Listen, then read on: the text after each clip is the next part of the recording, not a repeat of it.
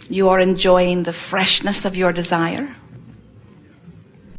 Those are the only desires that feel good, aren't they? The fresh ones. Those old stale desires don't feel so good, do they? And when you think about it, there's never a reason for a desire to hang around in unfulfilled form so long that it gets stale. Because when you ask, it's always given. So if you have stale desires, what's up with that? We understand how when some smart aleck dead entity like Abraham would say, are you appreciating the contrast of your time and place? And don't you just love those desires that are being born out of it? We can understand how sometimes you would not want to give us a resounding yes. When you ask, it is always given. Step 1, ask. It always being given is a step 2 part. In other words, that's not your work.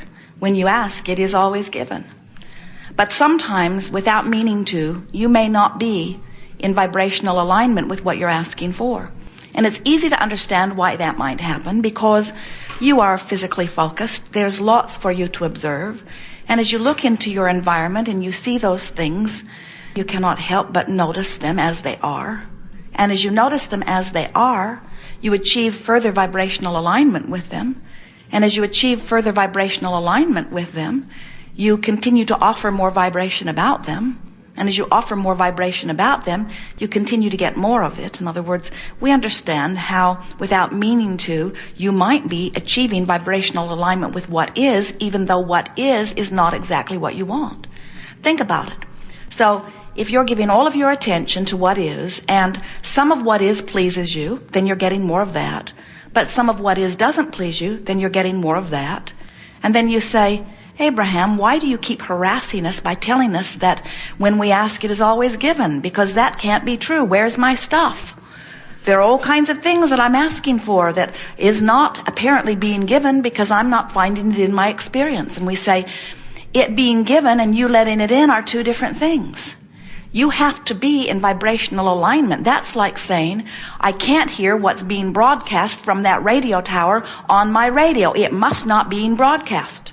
So you tell all your friends, they're not broadcasting from that tower anymore because I can't hear a thing.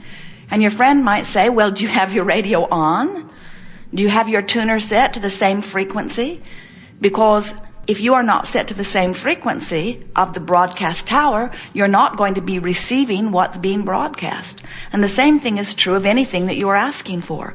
If you're saying, I want more money, I don't have enough money, I'm tired of not having enough money, I've never had enough money, I hardly know anybody who has enough money, I want more money, but I don't have enough money, I'm sick and tired of not having enough money, it's so irritating not to have enough money, not having enough money is scary, I wish I had more money, but I don't have enough money, I want more money.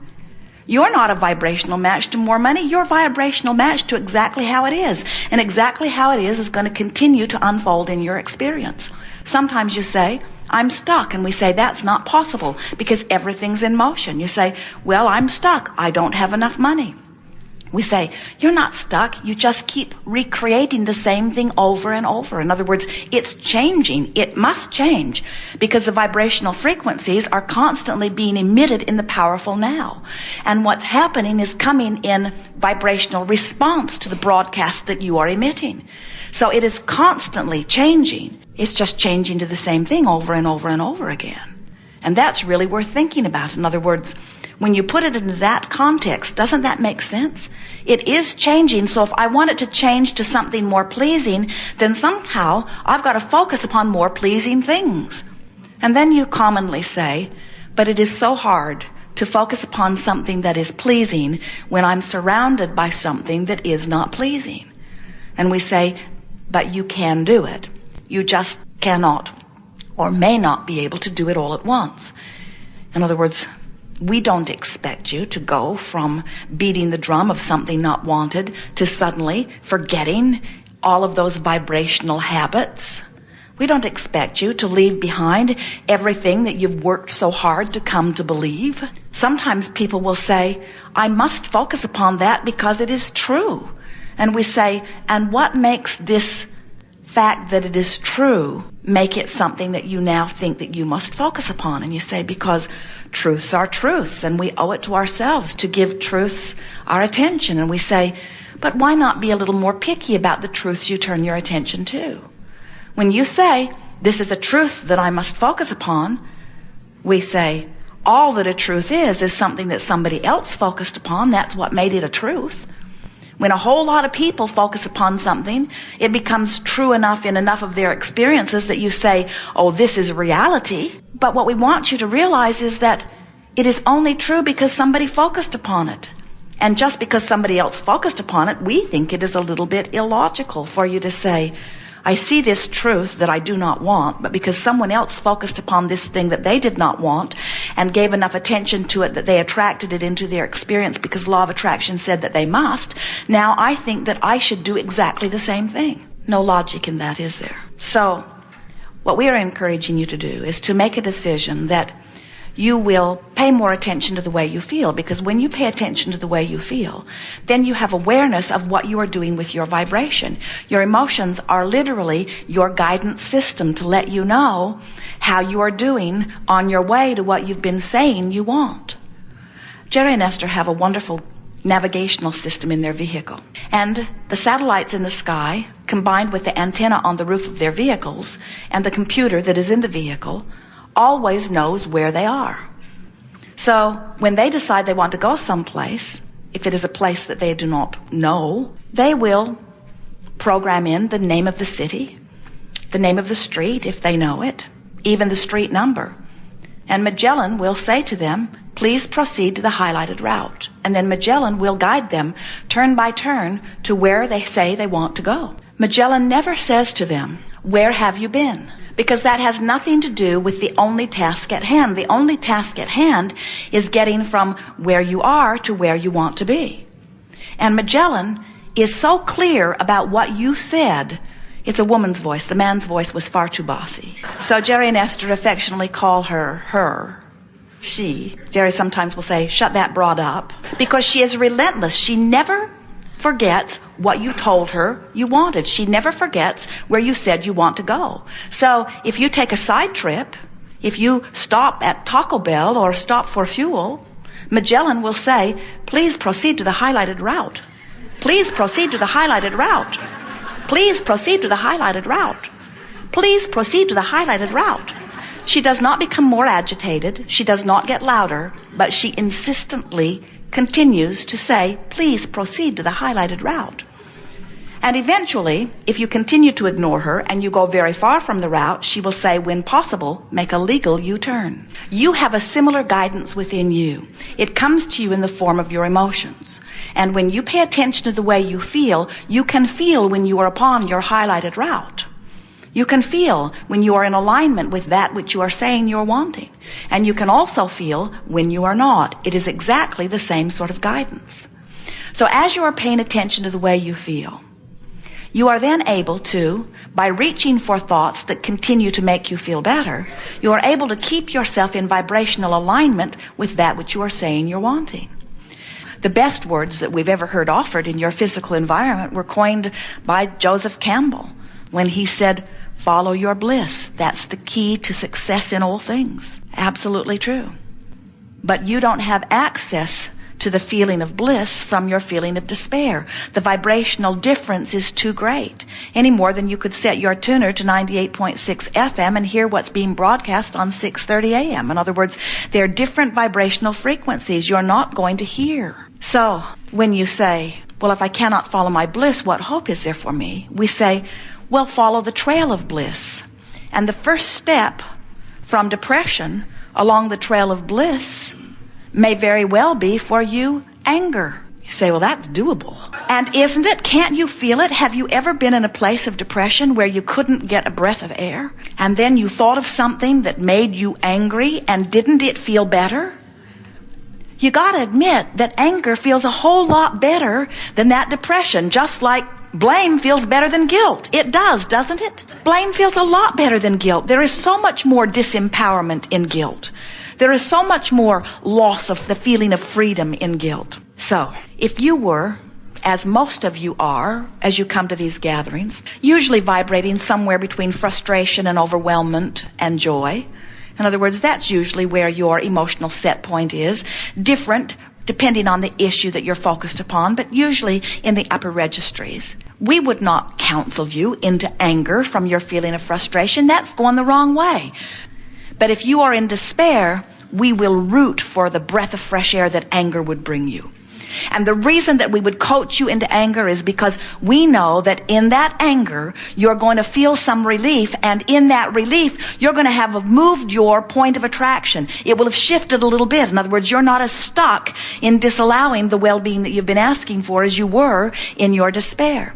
Now, we would never say, just go to anger and stay there, because from anger, you can easily get to frustration, and frustration is a big difference in feeling from anger. So, are you getting the sense of this? What you're reaching for as you are moving up the emotional scale. What you're reaching for is the feeling of relief as you leave the resistance behind. So there is relief in anger. You know there is. And there is relief in frustration. You know there is. And there is relief in hopefulness. And then there's relief in belief. And there's absolute relief in knowing. In other words, you can feel when you release resistance, which is the only thing that is keeping any of you from what you are really wanting.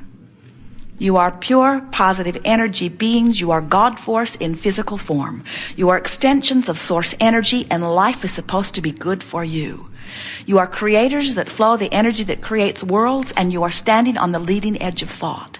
It is supposed to feel good for you. Life is supposed to be good to you. And when it isn't, it is only for one reason. You have picked up a habit of thought, and you've practiced the beating of that drum long enough that you have established it as a vibrational habit. And as you continue to feel that vibrational habit, unless you do something to change the way you feel, law of attraction is going to continue to bring you stuff that feels like that.